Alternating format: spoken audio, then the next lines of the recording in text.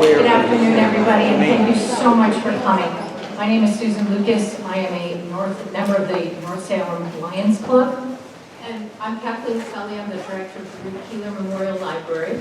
And we again want to thank you for coming. This event is being hosted by your North Salem Lions and the Ruth Keeler Memorial Library. So we just want to give a few housekeeping before we begin the concert.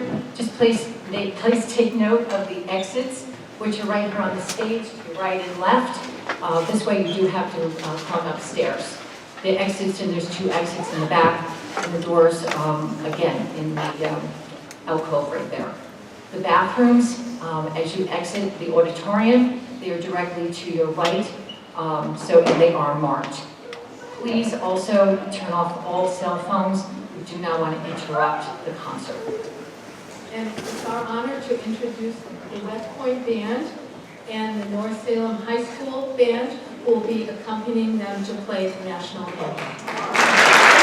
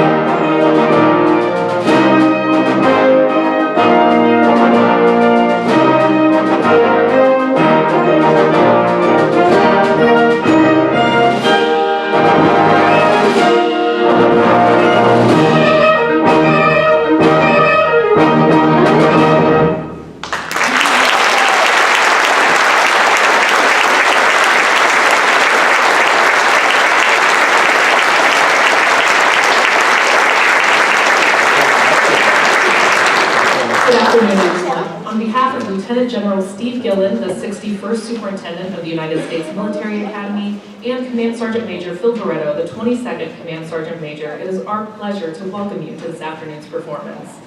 We are the West Point Band performing under the direction of our Commander, Lieutenant Colonel Daniel Tobin.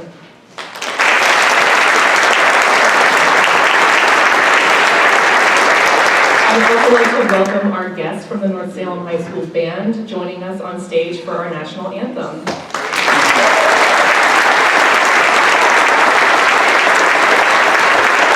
this time, we ask that you please rise for the playing of our national anthem, the Star Spangled Banner. Please feel free to sing along.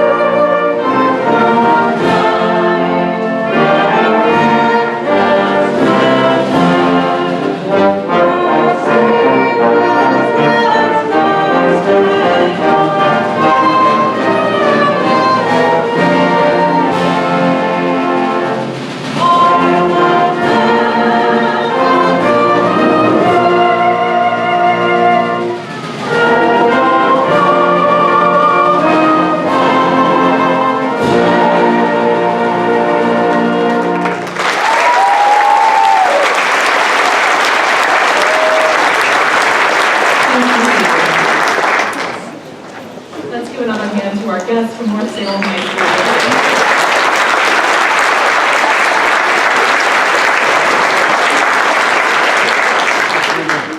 So thanks again for joining us. A little bit about us. The West Point Band, we do thousands of missions every year, from ceremonies to parades to concerts like this one. And today's concert is unique because we're going to be telling the story of West Point through music and video. The United States Military Academy at West Point is more than a college. It's a leadership development institution that trains its students, the Corps of Cadets, to be officers and future leaders in the U.S. Army. It's a challenging and rigorous program, but also a very unique and exciting place where people work hard to become all they can be while serving their country.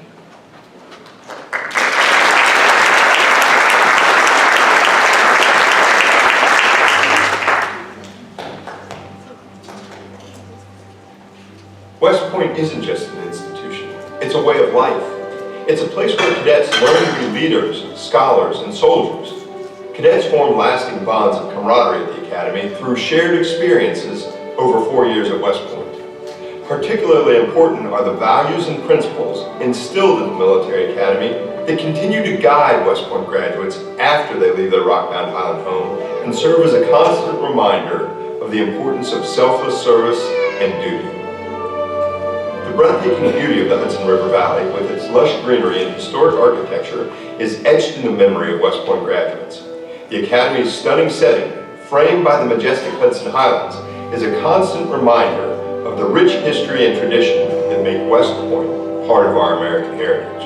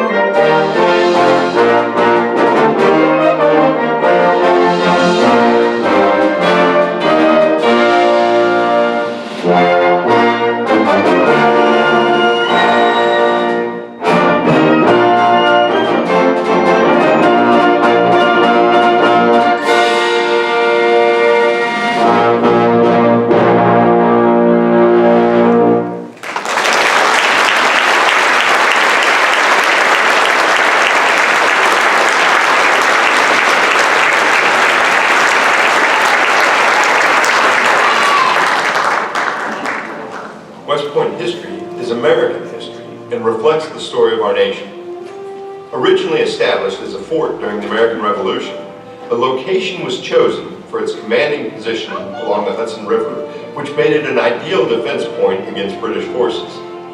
George Washington referred to West Point as the key to the continent, and when the Army was downsized following the American Revolution, over half the Army was stationed along the banks of the Hudson.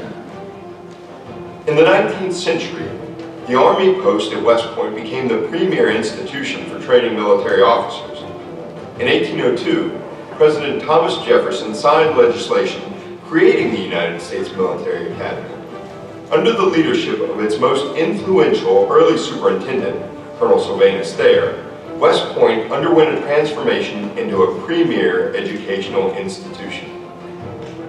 This transition ensured its enduring significance by shaping the minds and character of generations of military leaders. The Academy's graduates have been at the forefront of every major conflict in American history, from the Civil War and World Wars I and II to the more recent conflicts in Vietnam, Afghanistan, and Iraq. Their contributions to the defense of the nation are an integral part of the broader American story. Beyond the battlefield, West Point graduates have made significant contributions to various fields, including politics, science, and industry, further illustrating how the institution's history is intertwined with the nation's progress and development. The long gray line represents generations of leaders who have left their mark on American society, embodying the values of duty, honor, and country. In this way, West Point's history is a microcosm of American history, reflecting the evolving ideals, challenges, and triumphs of the nation itself.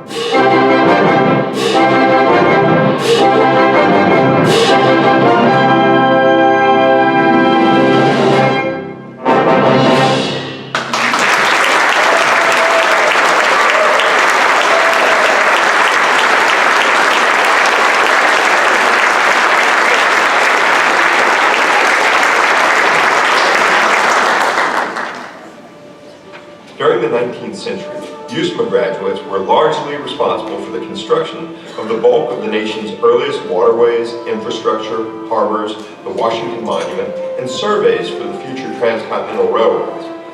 Perhaps the greatest engineering feat in world history was the Panama Canal, completed in 1914 under the direction of Colonel George Washington Goethals, class of 1880, an Army engineer. The Military Academy has always been an innovator and has researched and taught cutting-edge technology. Some of the first aviators were West Point graduates and flew with the Wright brothers. During World War II, cadets trained in aviation at Stewart Army Airfield in Newburgh. Two of the three astronauts on the Apollo 11 flight to the moon were West Point graduates, Edwin Buzz Aldrin, West Point class of 1951, and Michael Collins, USMA class of 1952.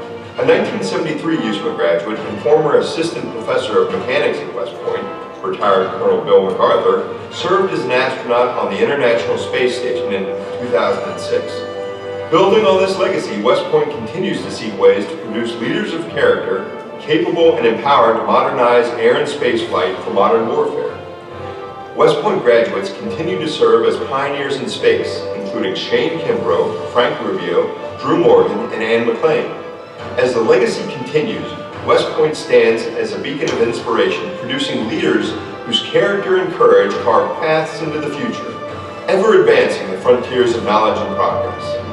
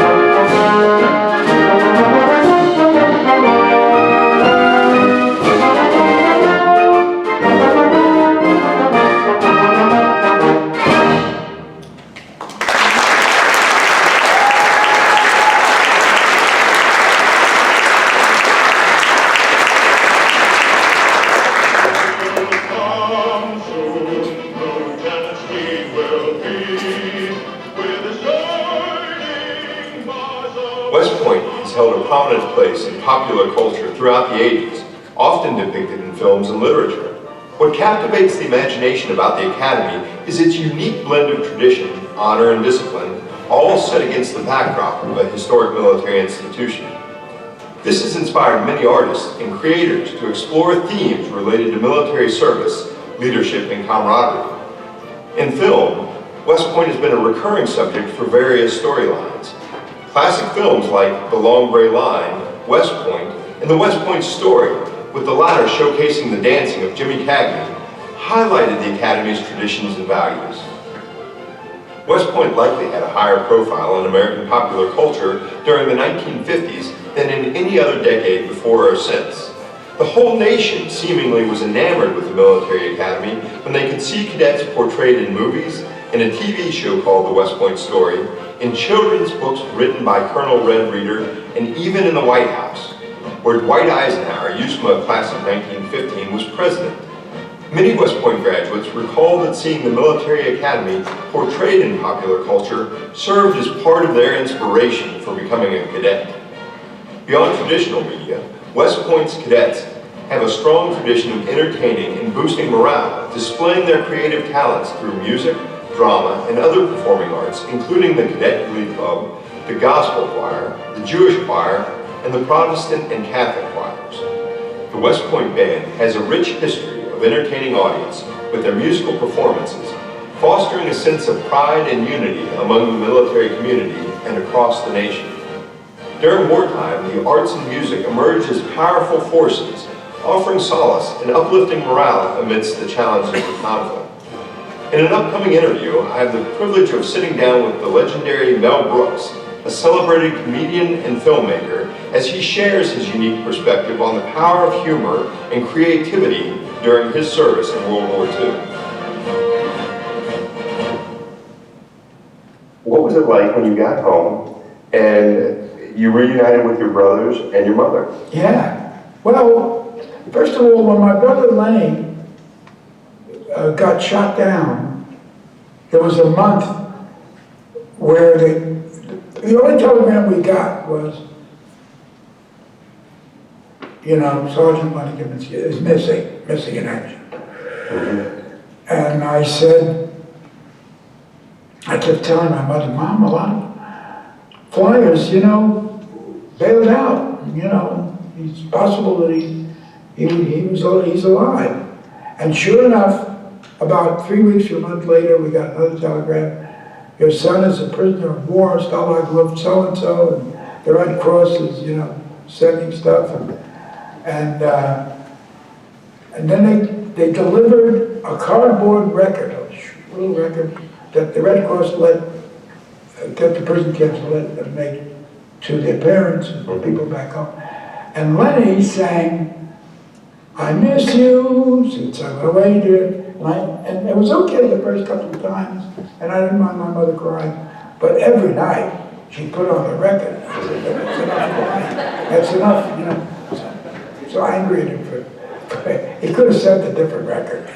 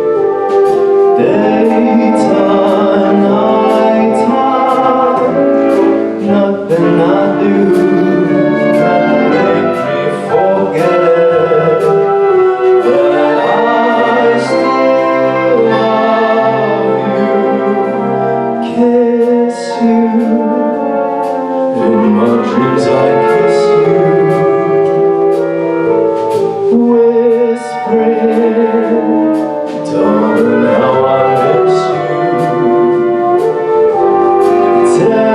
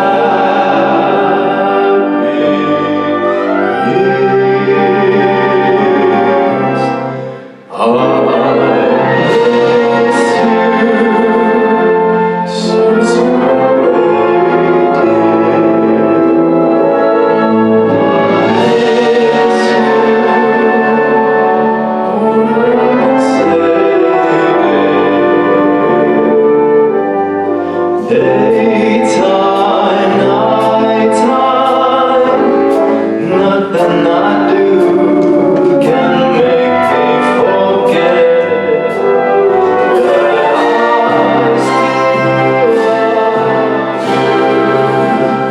kiss you. In my dreams I kiss you,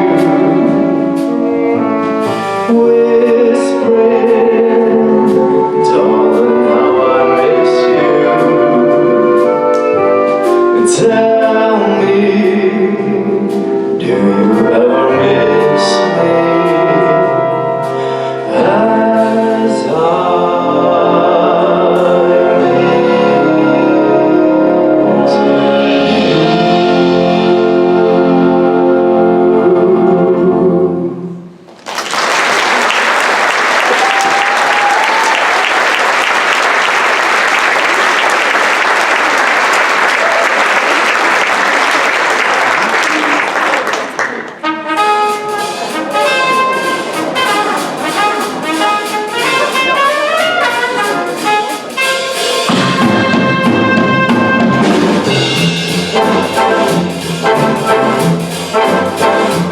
Listening to trumpet and rush cut away, and boogie sound that no one else could play. Was a top man at his craft. Came up and he was going to draft. He's in the army now, I'm on a reveille. He's a boogie woogie beautiful, lovely baby. He loved you, over his uncle say. He broke it down because he could not jam. Seemed to understand, because the next day the cat went out and up to the band. Now the company talks when he was reveille. He's a boogie beautiful, lovely baby.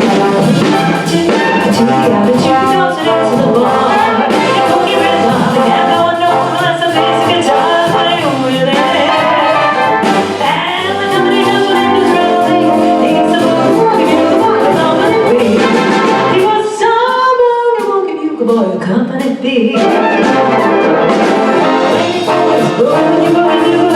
See as a best slave. When you pay me, you face in the party. He's a boogie woogie beautiful, company B. And all you gotta do, you know, things to the bar. Can't count on his bass guitar for you women. And nobody knows when he was ready. He's a boogie woogie beautiful, company B.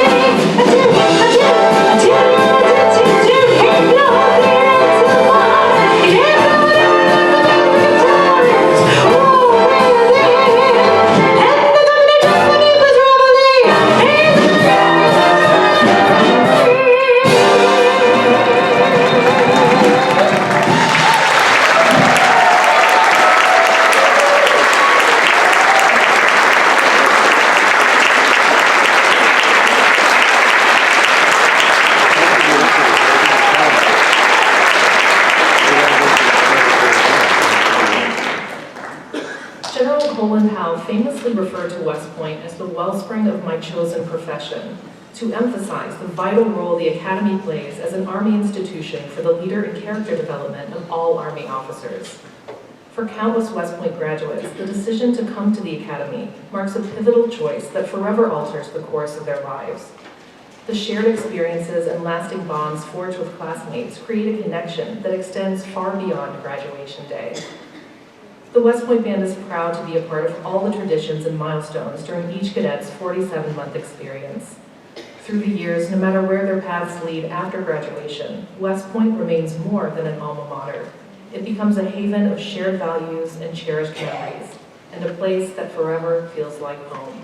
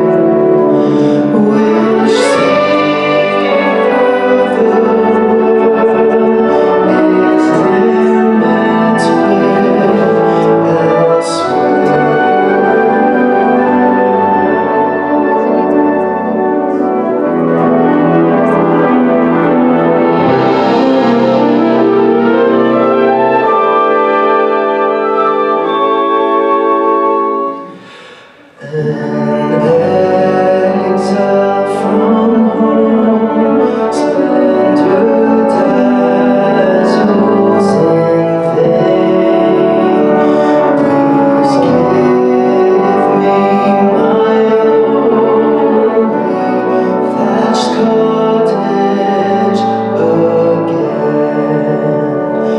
The birds singing gaily that came at my call. Give me that weak peace of mind dearer than home.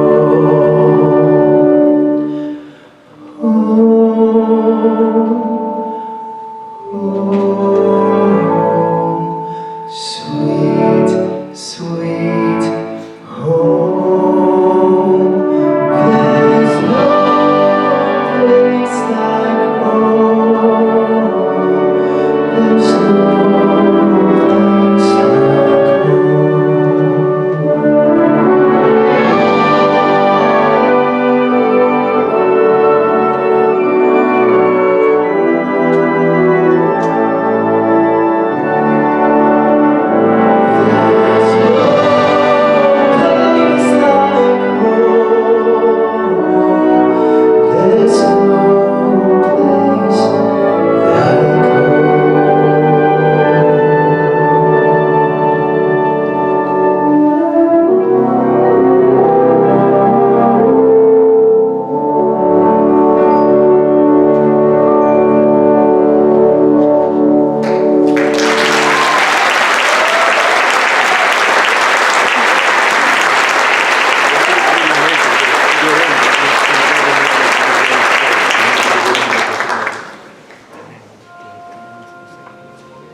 West Point graduates have made a profound impact on society by assuming pivotal roles as military leaders, political figures, innovators, educators, and advocates, embodying values of duty, honor, and country while shaping the course of national and global history.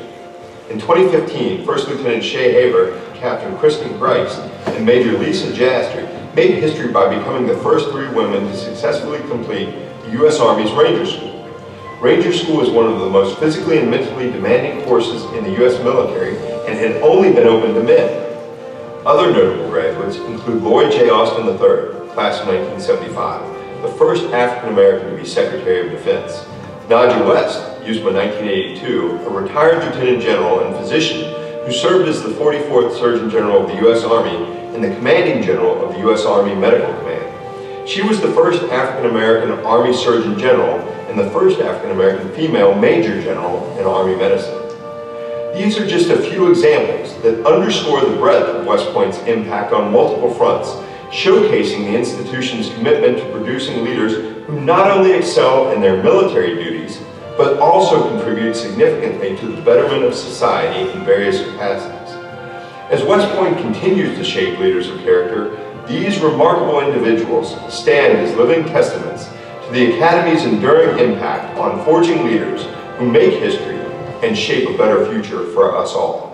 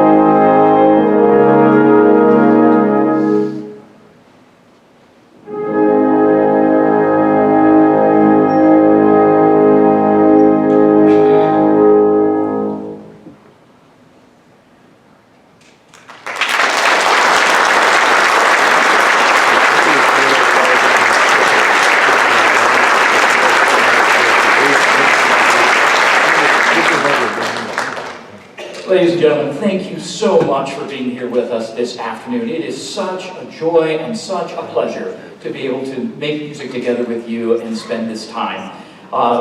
We've enjoyed so much sharing a little bit of our beloved home, United States Military Academy, your United States Military Academy. We hope that it's inspired you, and we hope that it's inspired you to come visit us. It is probably one of the most beautiful campuses anywhere in the world, and we'd love to have you come visit, take a tour, and maybe even come to a concert. You've probably noticed, well, first of all, let me tell you that I never get tired of saying that I have the best job in the entire world, because I get to work with these amazing people.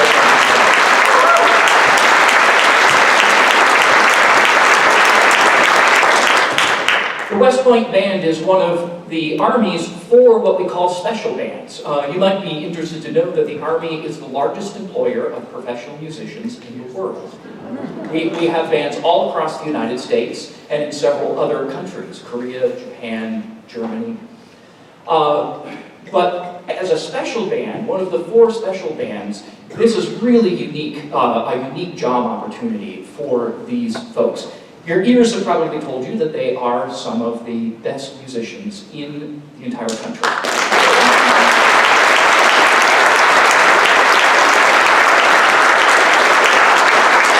Our soldiers, and they are soldiers, they've been to basic training, they have sworn the oath of enlistment.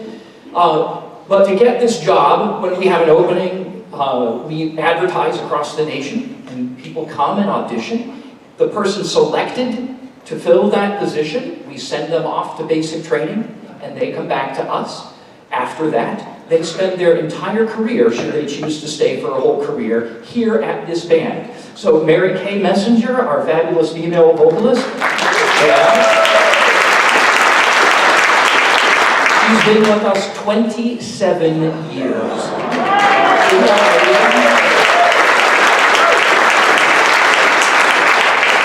So I tell you all of that because I suspect that you've noticed that there are some people who are not in uniform who have been creeping around the stage during our performance. Have you noticed them? Well, security didn't come to get them because they're here for a purpose. Actually, that's Sarah and Chris. They are from the New York Times. And they are doing an article. This is the coolest thing. We have a brand new euphonium player. She just got to us from basic training a few months ago and is now playing her first concert. Give us a wave back there, Ada.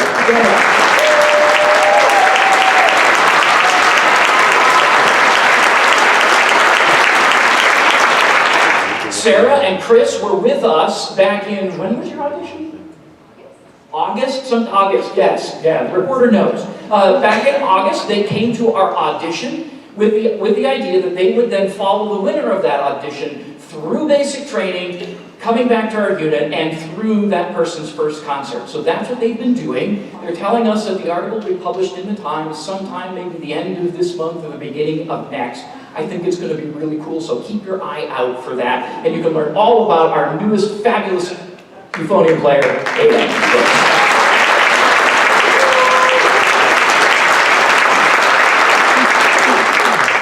Two more things.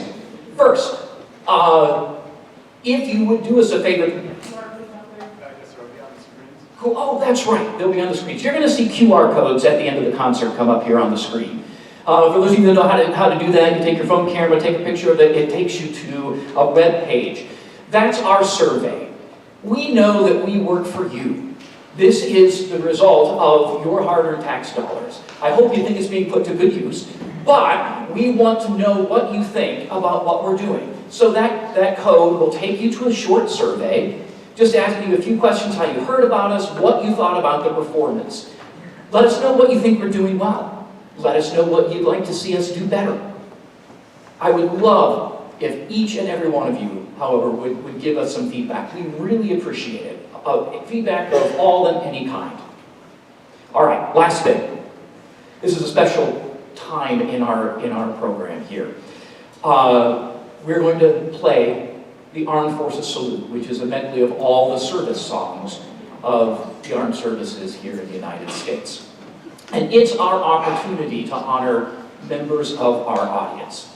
What I would ask of you is if you have served or if you are serving currently, please stand when you hear your service song played and let us recognize you. Additionally, we who wear the cloth of the nation know that we do not do this alone. We cannot do it without the support of our family and friends. When one person serves, the entire family serves. So if you are a family member, a close friend, if you have supported somebody who has served in the armed forces or is currently serving, please stand and be recognized as well. You are an important part of this team. So, ladies and gentlemen, without any further ado, here is your Armed Forces salute. United States Coast Guard.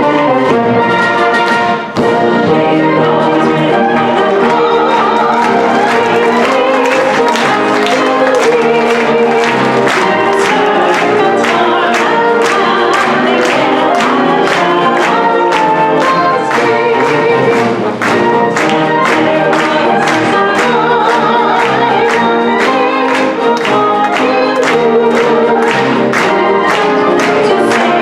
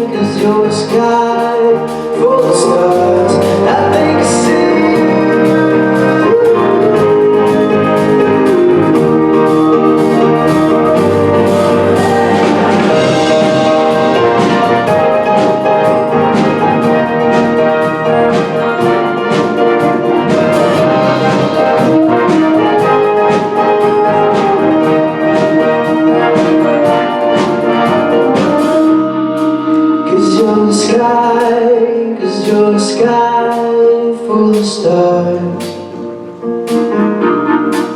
I wanna die in your arms. Oh, 'cause you get lighter the more it gets dark.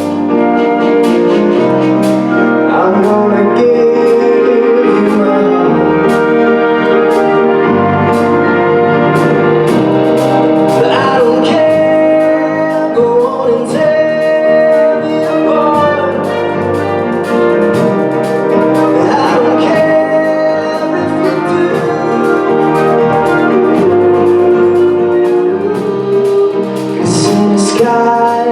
'Cause in the sky full of stars, I think I see you.